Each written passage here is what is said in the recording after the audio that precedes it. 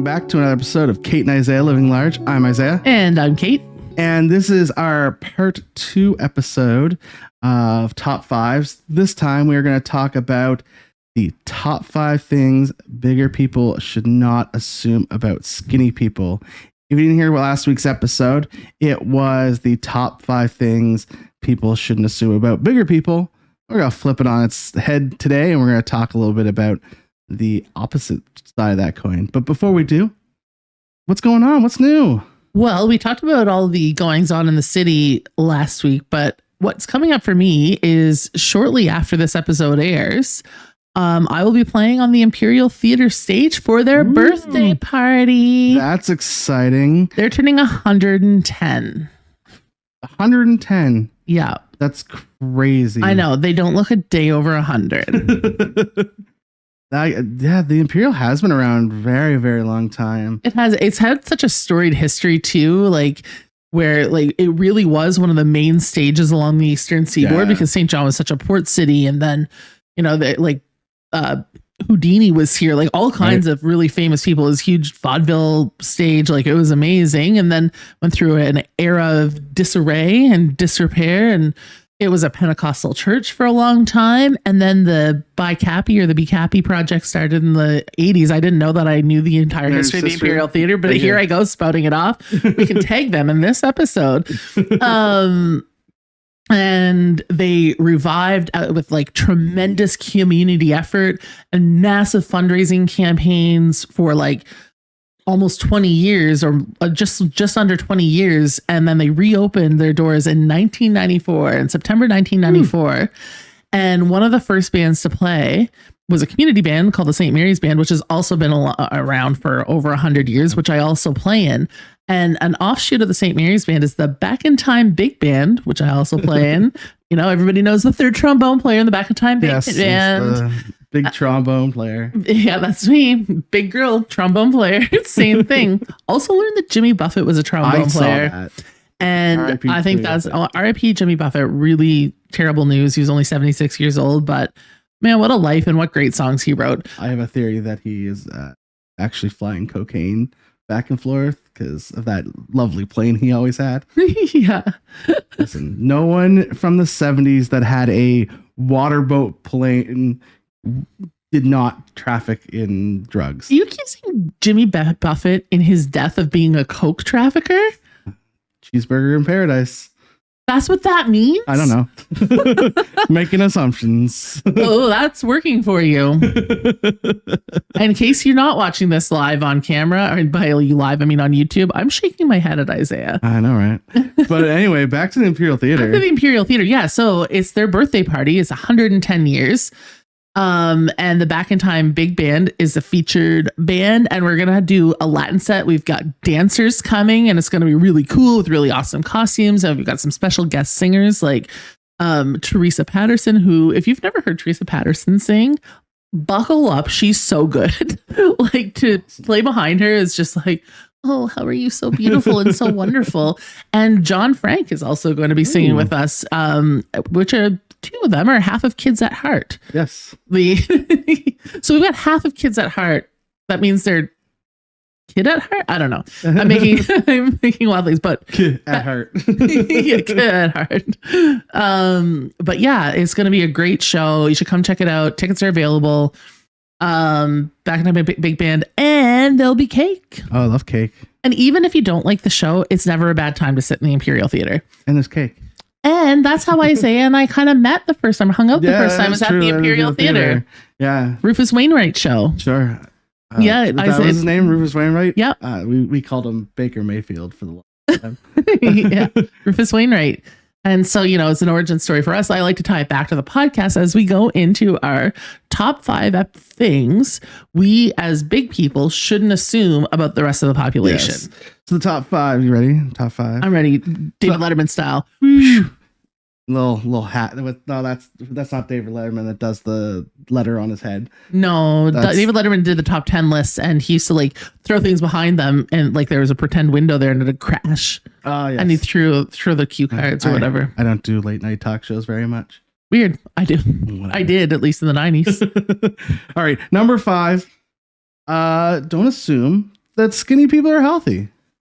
Just like we talked about in our top 5 from last week. Same thing. Don't assume that skinny people are healthy. You know, we know that that's not always the case. That no matter what your body size is, there's definitely health things that can be going on. Lots of skinny people, this is unfortunate, but lots of skinny and big people get cancer or have heart attacks or have, poor working livers. Like there are lots of things that can go wrong. Is fat a contributing factor? Like we said last episode, of course it is. It is certainly a factor, but not all thin people are healthy and not all heavy people are not. And we all just need to throw our assumptions out the door. Yeah, I think something that has kind of subsided in society's talk about, body shaming, body weight is, I don't hear people talk about like bulimia and what's the other one? Anorexia as much anymore. But I remember when I was in school, that was like a huge thing. Was we all talked about that as that skinny people always were. Yeah, and that was awful too. I remember one of my very best friends. This is like the first time that me as a big person stopped like being jealous of thin people, because there was like, I remember we were in high school and they talked about what to watch for to see if your friend's anorexic, and it's like dresses in layers, plays with their food, breaks. And the poor girl, she just happened to do all the things. She wasn't anorexic. She was a thin girl. And everybody started making fun of her. And that felt as awful as being made fun of for being fat, because it all feels bad. It does. Yeah. Don't assume. Don't assume. Always terrible. Going to top 4. Number 4, that thinner people don't struggle with their identity, their body image issues. We had Becky on here from Big Tide, and she talked about her own struggles and the assumptions that people made about her because she works at a bar and she's thin, and people would walk up to her and ask her if she knew where to buy drugs because they assumed she was a crackhead. Yeah. Like that's awful. It's awful. And again, that, we always talk about how, we see each other, ourselves in the mirror. And the same thing goes for anyone. Everyone struggles with that self-image. And especially it can definitely affect your mental health and things like that. No matter where you are on the spectrum, right? You always want to be that other person. I think there was a comic of, and it's doesn't really have to do with like self-image, but it kind of does, where it's like the guy on the bike wishes he could afford to be on the bus. The guy on the bus wishes he could afford to be on driving the car, and the guy in the car wishes he could have the convertible. And so that kind of same idea is, you see the other side of the fence and you wish you could be there, and that doesn't matter where you are on the spectrum. No. Yeah, everyone kind of suffers from that self-image. Same with like people with straight hair always want to have curly hair, and people with curly hair always want to have straight hair, and people with no hair just want hair. Yeah, hey. I do. I wish I had some hair or no hair. I wish my hair would completely go away, or I had long, luxurious Fabio hair. Grow my hair back. Yes. That'll be my move. That'll be your move. Yes, I should have probably brushed my hair before I recorded these. I wish I had long, luxurious Fabio hair, blow in the wind. I'm kind of glad you don't. I'm not. You are perfect the way you are, Isaiah, and I love you. Number 3, thinner people. Oh, that we just did number 3. What was 3? 3 was, sorry. Oh no. Let's see. Gonna have to cut that out. No, we aren't. Let's see. Oh, okay. Embarrassing for me. We'll leave it in. Number 3 is thinner people don't struggle with clothes. Right. So I was listening to the CBC last week, and they were talking about this book, and I just looked up the name of it. It's called Butts. Backstory. Butts, a Backstory, which that's clever name. It's a great name. Big picture of a peach on the cover of the book by, I think it's Stephanie Radke. I think that was her name. Correct me if I'm wrong. I should have brought my phone in here to confirm. But anyway, here we are.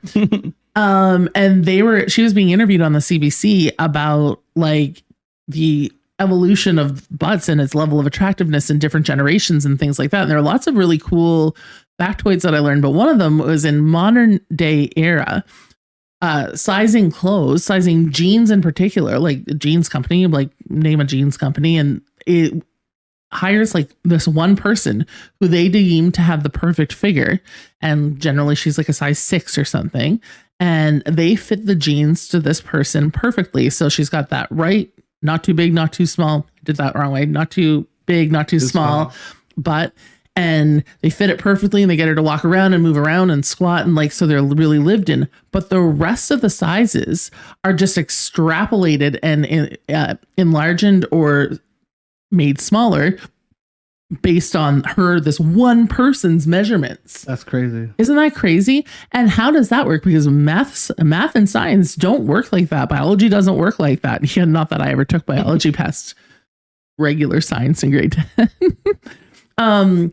But people are not just, they don't just grow 10 times the size of this like assumed perfect figure. Right.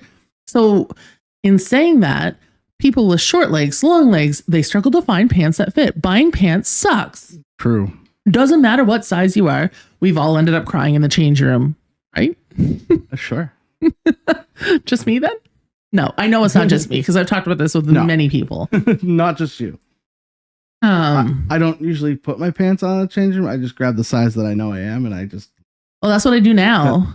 That's typically a guy thing, I guess. Well, that's what I do now to avoid the crying in the change room, because the crying in the change room at Paddington's is never fun. Oh no, that doesn't sound like fun. They're very lovely in there though. So I have clothing sizes as a whole. I think we had a conversation. We had a whole episode about it, but like, I think that there should be one size, and that if it's an extra large, it's an extra large. Doesn't matter where you buy it from. I feel like that needs to happen. But the thing is people aren't created that way. Yeah, I've been thinking about that a lot. If the size is what it is, but if you're an extra large shoulder and a really small butt, well, you were not going to probably buy a dress. But if you're buying a dress, what does that look like? You have to try stuff on, and maybe we should all just wear smocks. Let's just wear smocks, everyone. Everybody just wear a smock. I don't actually feel that way because I really like clothes.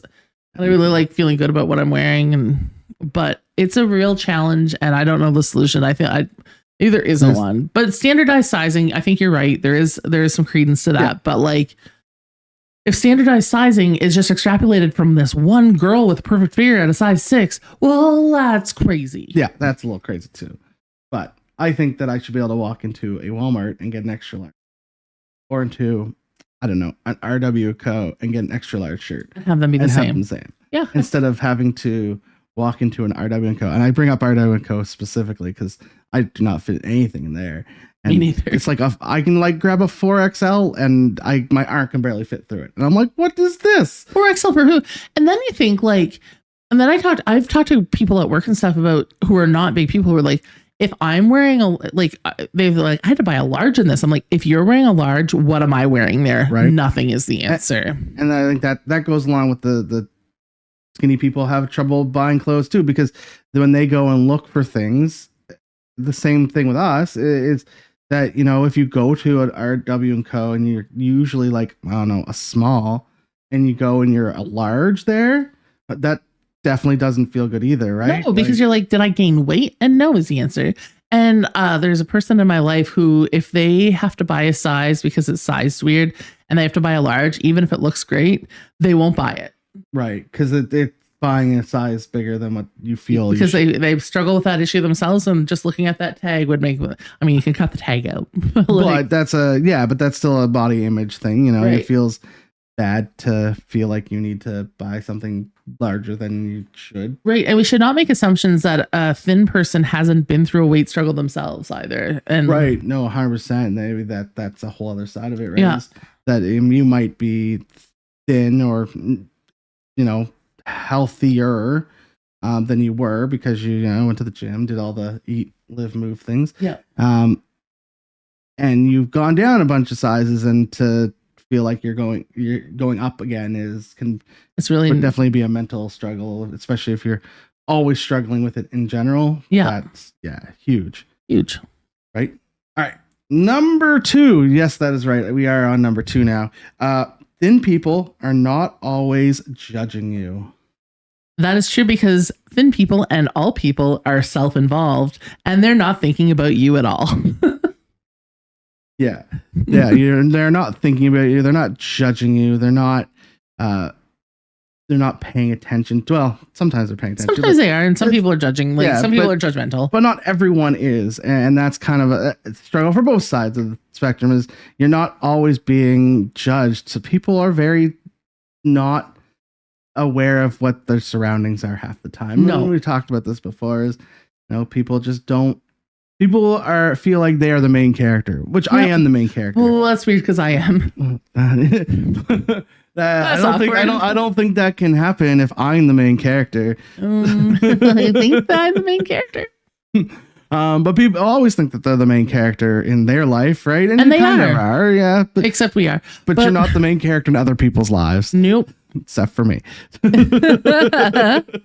is the life of Caitlin Dean, starring Isaiah. That's right. But yeah, we are always the main character in our own lives, and sometimes you aren't the main character in other people's lives. In fact, there's people who pass by you all day long and never even see you because they're paying attention to themselves. They have their own situations going on, their own cares and whatever happens, right? Yeah. And the people who do love you, they mostly, whether you've gained 20 pounds or lost 20 pounds, for the most part, people are like, oh, there's your smile. Oh, it's so good to see you. Good to see your face. Right. Like, and they're not examining every pound that you may or may not have lost or gained. 100%. Like that is always the thing. And again, we're not always staring at you, which kind of leads us into number 1, which is they're not always staring at you. Yeah. Right. That's they're not judging you all the time. They're not there. Oh, look at that person. And not to say some people aren't judging, because some people do judge. That's a real thing that happens. But like, we've talked about this before. I don't love wearing a bathing suit in public and going to a beach or something because I don't like to be singled out as the big white whale. Right. I'm not. But like, yeah. But I did on the weekend and it felt great. It was great to go swimming. It was pretty not overly populated, but it was so much fun to go swimming. It's like, why don't I swim more? Yeah, I love swimming. But yeah, no, people aren't always just staring at you all the time. Like thinner people aren't staring at you. Bigger people aren't staring at thinner people. Although sometimes I like to sit around and people watch, and that's a whole thing. That's a whole thing too. Yeah. I do like people watching. Oh, me too. But I usually watch for behaviors. I'm not watching. I'm not judging your size. I'm judging what you're actually doing. So pay attention to what you're doing. Yeah, like stop picking your nose, guy walking down the street right now. Right. Stop it. No, actually, it's gross. Oh, he's bank is down. But yeah, no, unless there are people that are going to be doing that, and that's a fact of life. Is people just sometimes want to prop themselves up, right? Because of what everyone else does, right? But and sorry, Isaiah, I cut you off. Carry on. And that's kind of like a fact of life too, is people use other people to make themselves feel better, right? Yeah, that's a thing. But also is a thing is that people are, I said this off the top, people are generally self-involved and not thinking about you at all. But it's not an all us versus them thing. Like, not all fat people are thinking one thing and not all thin people are thinking another. And like I've always said, there are douchebags everywhere. There are douchebags everywhere. But there are predominantly wonderful people who are just caring people. And do people always do the right thing? No, but we try. Yeah, right. It is all about caring and trying to do your best. And hopefully, you people out there that listen to us, you lovely, beautiful people, always try at least to, if you don't do the right thing, thinking back to what you've done, and maybe making sure you improve on yourself, because we don't always do the right thing. But it's about improving on yourself and being a better person as you move forward, which is the kind of key thing, which I think is great a way to end our top fives. is, don't assume is the kind of the key thing on these top fives. And, making sure that, you try and do better every day and hopefully try and improve not only your life, but someone else's life in your vicinity. Wow, I say you get real deep on that one. Real deep and a little bit after school, especially on that one, but we'll go with it. I think it's sweet. Schoolhouse rocks. But I think we are good to end it on that note. Again, all you people out there that have donated, thank you. If you want to help get that next mic coming, down below, there's a link in both our YouTube and Spotify and all our stuff for the Buy Me a Coffee. But other than that, where can people find you on the internet? People can find me on the internet. They can find us at Kate and Isaiah Living Large on Facebook. And they can find me, Caitlin Dean. You can friend me if you want. No. And you can find me on TikTok at Fat Caitlin, on Instagram at Kate D or Kated, and on X at the Caitlin Dean. And I am Maritime Brews on all of the social medias. Gonna start putting out some new content. Super excited. Got some stuff on the way. Ooh. So some new content's coming for that. And you can find us if you're listening on the podcast. You can find us on YouTube if you want to watch the videos. And if you are watching, if you could subscribe, that goes a long way as well. And sharing on your social medias as well would be great. It'd be awesome. Thank you so much for listening just being there. Yes, thanks for listening. And hopefully you improve upon yourselves every day. And oh my God, that is it. But thanks for listening. Bye. Bye.